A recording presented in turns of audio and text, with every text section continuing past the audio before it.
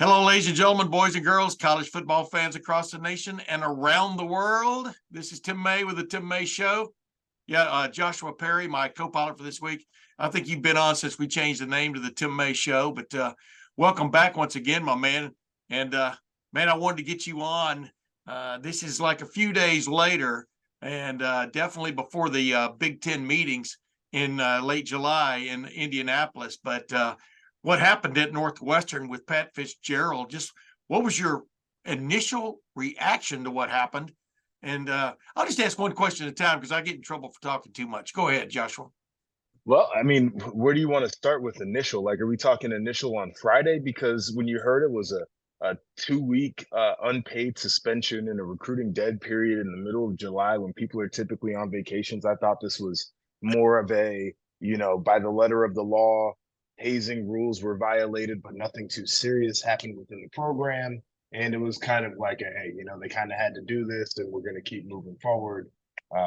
Nothing's going to come of it. And Saturday comes around, and the student journalism done at the Daily Northwestern deserves a ton of credit. And this is the city in Chicago where I live now that does not have a Northwestern beat for any of the two big newspapers. So they have a duty and obligation to cover that university, and they did it very well. But we saw the reporting that came out there and some of the allegations of the type of hazing that existed within that program. And it's like, now hold the phone, because this changes the calculus completely.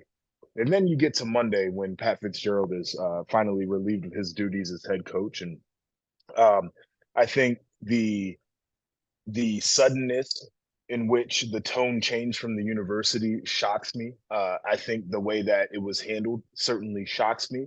But I'm shocked at all that we're dealing with the hazing situation of that degree in 2023. It's not something that I ever experienced as a player.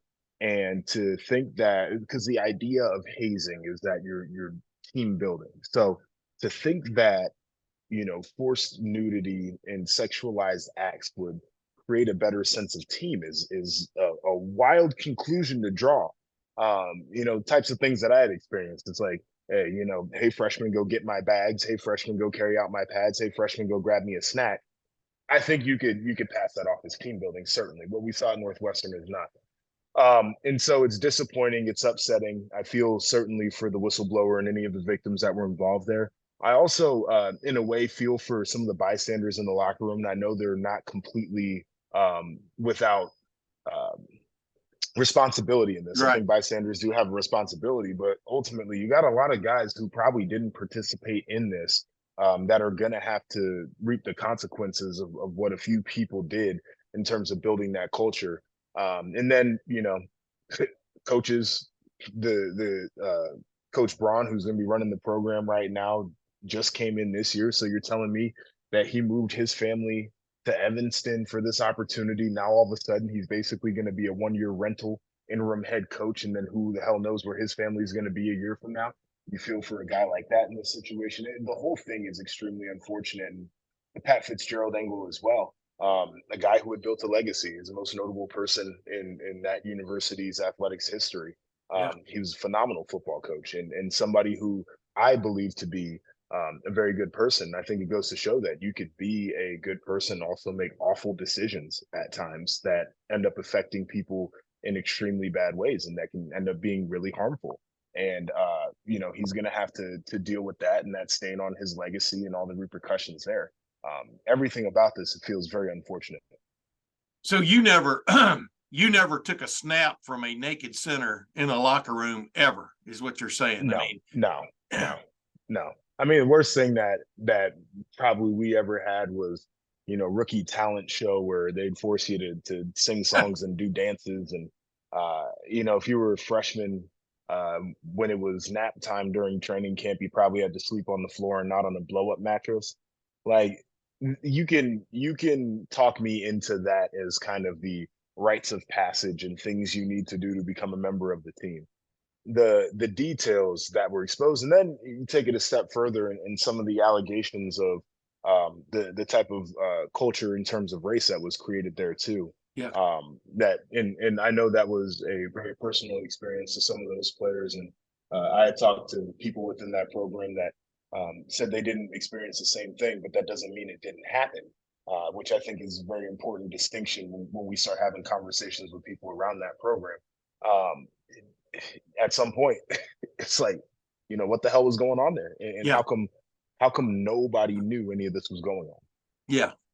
And here's the thing, as I was talking with a coach just shooting the bull a couple of days ago, the problem with hazing, for example, if you allow hazing, and by allow, I mean just, don't crack down on it, or if you don't know about it, well, you need to be more informed, right? We'll get into that in a second. But the bottom line is hazing is all about, we're going to make it rougher on this group than it was on us. It always has an escalation factor, which is going to go into, as it turns out at Northwestern, if the stuff is to be believed. And obviously, the powers that be there do believe what went on there. It turns into debauchery, to a certain extent. Yeah. And then it's all about keeping the secret, the brotherhood keeping the secret, when in fact, all you got in this modern age, there are too many people with cameras, with cell phones, etc. It only takes one leak. That's kind of a goofy term, but it only takes one leak, and suddenly everything's exposed. Ooh, there's another goofy term in relation to this, and you're going, oh my good. I mean, and that's why you don't want it to really happen in the first place, right, Josh? Yeah, you being in charge of getting ex-players Gatorade every day after practice is a big difference between what we've been reading about in this situation. And you and I, neither one of us are neophytes. We're not walking through the woods, just like, oh, there's a tree. I never knew what a tree was. You know what I mean? We understand Right. what's going on in life. Go ahead now. No, I mean, but I don't know. I mean, I felt like in this day and age, a lot of people would understand why what went on there, what was alleged to have gone on there, would be a huge issue. Yeah. I Yeah. mean, like the amount of seminars that I sat through as a student athlete, that talked about, sexual assault and consent and things of that nature, to think that would not apply to your teammates in the Yeah. locker room Yeah. is where I'm as shocked about anything. Like, we're too far in our progress as a society for anybody to think that they could or should be able to get away with that, regardless of what the ritual has been for years. That's a no-no. Yeah. But Northwestern, of all places, you know what I mean? Almost. It's like, number one, it's hard for them to appeal to the mass uh, Right. prospect audience out there. And then to have this out there now, it's been going on, who knows? It may have started 2 years ago, right? But it's been going Right. on I for mean, years, no doubt. literally. How do you get past this? Obviously, they named David Braun, as you pointed out. David Braun was the defense coordinator at North Dakota State. They hired him as their new defensive coordinator. Several months ago? Back in January, I think it was. Yep. Now he's the interim head coach. But how do you get past this? I have no idea, honestly. Like, this is not something that I think is in any of the handbooks or manuals on how to build a team during training camp. Yeah, I think he needs to have conversations with everybody, one-on-one, and I think he needs to see where they're all at. In that conversation, I think should also have if you feel like you were a victim of any of these things and you have unresolved feelings about it, we have resources through our athletic department to help with that. The part of the conversation should be, you came here for a reason that was bigger than football. And I know you can hop in the portal, but we'd love to have you here because I mean, all these kids can leave. But I think when you pick Northwestern because you want to be at that university and be connected to that community and be in Chicago and all these different things. So I yeah, would really stress that. I would also say that if you feel uncomfortable here, you're more than free to leave, and this is not on you, and you shouldn't feel any guilt about that or any shame about potentially transferring out of here. But I think it's a lot of one-on-one conversations between coaches and players. I think the administration needs to be involved in a lot of this because from the reports, there's a lot of trust that's been eroded between the administration and the athletic department and the athletes.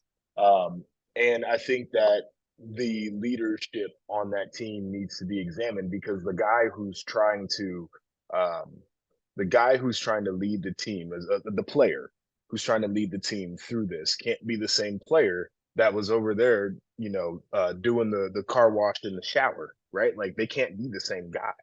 Yeah. There's no way that can happen. Or else you fired your head coach and then all of a sudden you still got the same guy in the locker room who was the ringleader. That doesn't make very much sense to me. And so I Yeah. think there's a lot of honesty that needs to happen, a lot of honest conversation, a lot of looking in the mirror and just face to face. And I think it's gonna be a long process. I mean, I don't have very high expectations for this football team. But I think this season is more than just about football for these guys. And I think it's truly about rebuilding a culture and the community within that team. Yeah. And they're, they've got that project of redoing their stadium. It's, Yeah. I mean, you talk about timing being about as bad as it can be. And like you said, it's a total cleansing they're going to go through, pardon the car wash analogy, but that's Yeah. what this program faces. Has to happen. Let me ask you one other thing about that. You as a former player, both high school, college, and NFL, you talked about it a while ago, maybe having to get someone's drink and stuff. What did you ever experience or see things like this in your career? Not at any level. Not high school, college, not NFL. You feel like high school was probably the most immature form of hazing, but it never got past. I felt like I went to high school with a bunch of really good guys, right? Like Yeah. we're suburban Columbus kids. Like none of us ever actually desired to do anything too edgy. It's not how we grew up. But we were just dumb in high school, and so we drink a packet of ketchup type stuff. Like okay, college urban, as much as people like to think that he ran a rogue program, did not put up with this type of stuff. This was not going to happen. I mean, he was very much you're going to respect your teammates. The locker room is your space, but damn it, I'll take it back from you if I need to. And also, we got to be able to recruit. So I don't want anybody telling any stories to the young guys we bring on campus about what you guys do to them. So don't do that. Yeah.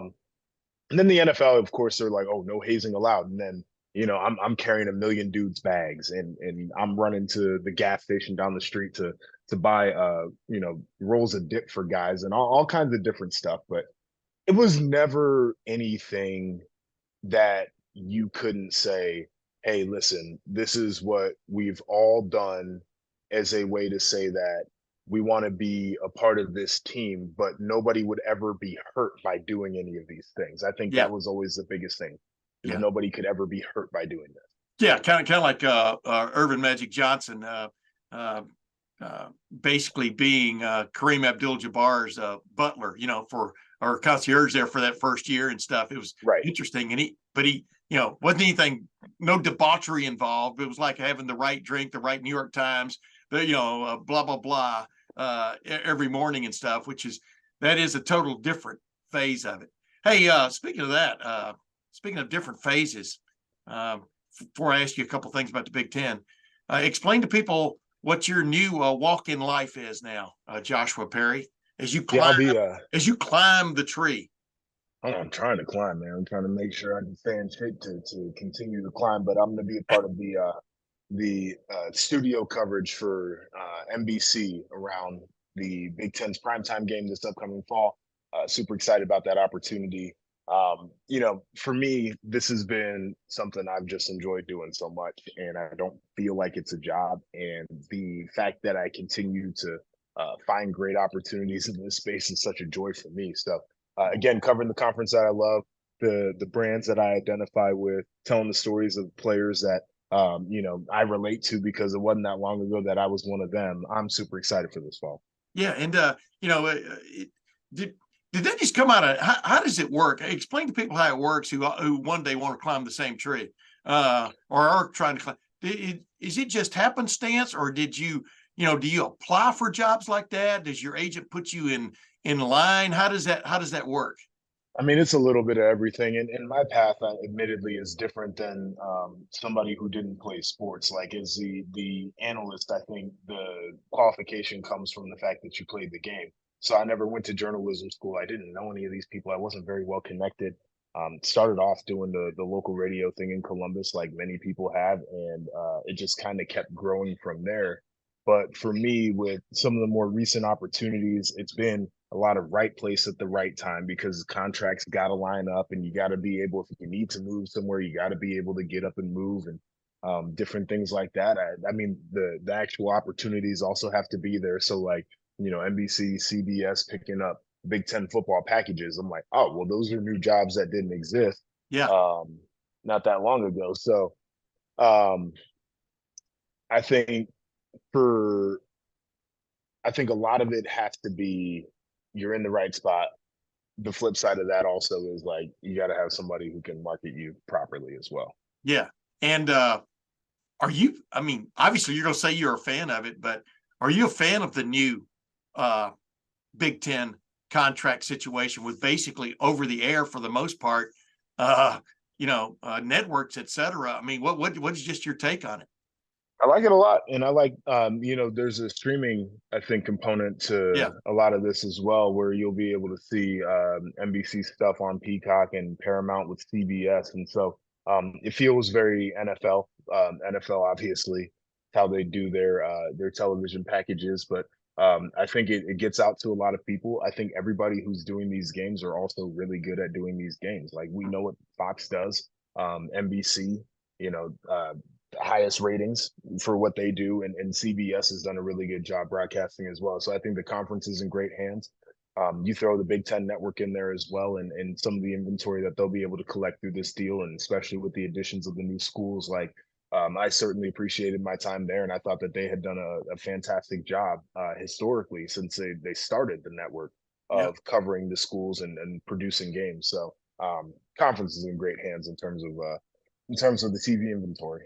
Okay, let's check your homework real quick. Since the last time you and I spoke, uh, who has caught your eye in the Big Ten that you think could make a leap this year? Obviously, Ohio State and Michigan, not necessarily in that order, because as the old saying goes, when Mike Tyson was around, to be the champion, you got to beat the champion. That champion the last 2 years is Michigan, with Ohio State wanting to step back in there. Kind of like Ali coming back, right? But who has caught your eye that you go, okay? I mean, see, I'm looking at Nebraska. I think Nebraska's done some interesting things, and Wisconsin, obviously with Luke Fickell, but Nebraska with Matt Rule. But who's caught your eye? Yeah, I think those two, 100%. And those are, where a lot of people are kind of looking, and for very good reasons. I think Luke Fickell and Matt Rule are both phenomenal coaches. I think they both did a great job in the transfer portal as well. And they honestly had, I think, a lot more talent than some other openings typically would have. So they'll Yeah. be in a good spot just from starting off.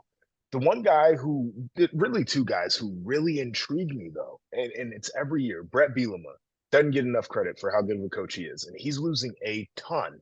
But there are a lot of people that think by the end of the year he could have one of the best defensive lines in the country, and specifically on the interior of it. I'm not necessarily going to argue that. They got to find a quarterback, and they got to find a running back, and like they got to find a cornerback, and like all these different things, right? They got to find a lot of guys. They haven't been in this spot in a while, but he is a great football coach. They got to find a defensive coordinator too. I know they hired a guy, but there's a lot of newness in that program. The other guy, PJ Fleck. And I know there are plenty of people who are like, oh man, I don't like PJ, whatever. And it's like, okay, you don't have to like him to acknowledge that he can coach some football. Yeah. He's one of the most organized coaches I've ever been around. Like watching his practices, it's like watching a symphony almost. And I know that sounds dramatic, but just everything's happening the way that it needs to. And there's not a lot of wasted time. There's certainly not a lot of wasted communication. Tanner Morgan's out of that program. It seemed like he'd been the quarterback there for 128 years. He's gone now.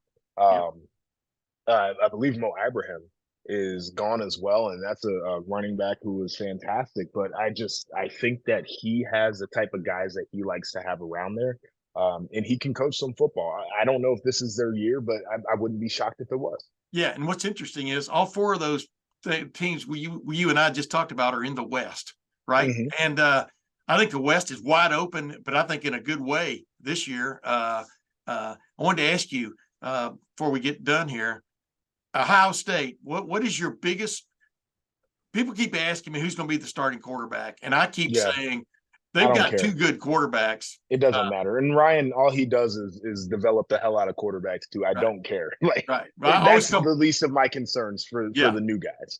right. I keep saying my question is who's going to be the right tackle? You know what I mean? That's my biggest thing. Like, can you anchor that offensive line? And I don't think that you necessarily need to have like an all-world offensive line, but you can't have a Yeah. like, just a terrible player. And I don't think they will. It's just how quickly can Justin Fry develop, and how quickly can they get comfortable, and how do you play to your strengths when you know that your offensive line is not what it has been in years past? I think that's the biggest question for him. But again, portal additions you seem to like. I think that there were some players there that they feel like they can develop. Now all of a sudden, it's just about what you can do to grow throughout the season. I'll say this last thing about offensive line play.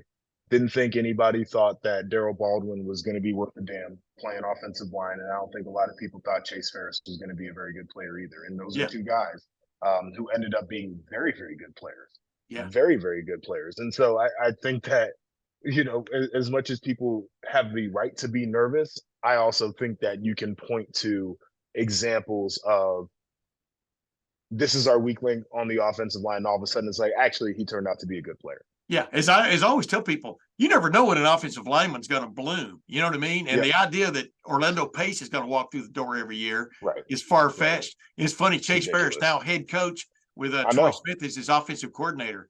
He's got Duran Grant on his staff too. Exactly. That's a hell of a staff, isn't it?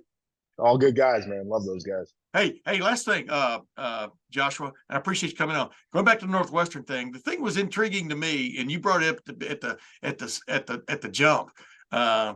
He was put on suspension for 2 weeks based on the president of the Northwestern eyeballing the legal team that they brought in to do their investigation. Mm-hmm. And then suddenly when all this other stuff broke, I don't know. What does it tell you about the money you spent on the legal team doing the investigation? Should just give the money to the Northwestern journalism department. I mean, are we making an assumption that the legal team didn't already discover all the things that were being reported? I don't know. That's what I'm saying. Daily Northwestern. I think that's and I think that's why, Pat Fitzgerald's lawyered up right now. There's reported he had $42 million left on that deal. Friday, all of a sudden, this is not a fireable offense. Then you get to Monday, we can fire you with cause. Right. I think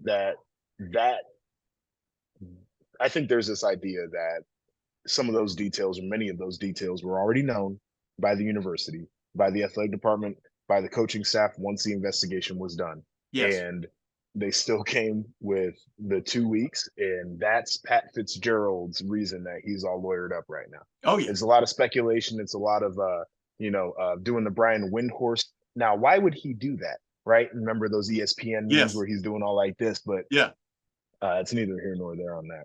But Tim, I do have to run right now. I got to get to a meeting. I know I was late today, so this is on me. Oh, no. Hey, I appreciate 5 minutes with Joshua Perry. Are you kidding me? Joshua Perry, thanks for joining the Tim May Show again, man. And until next week, ladies and gentlemen, we'll see you then.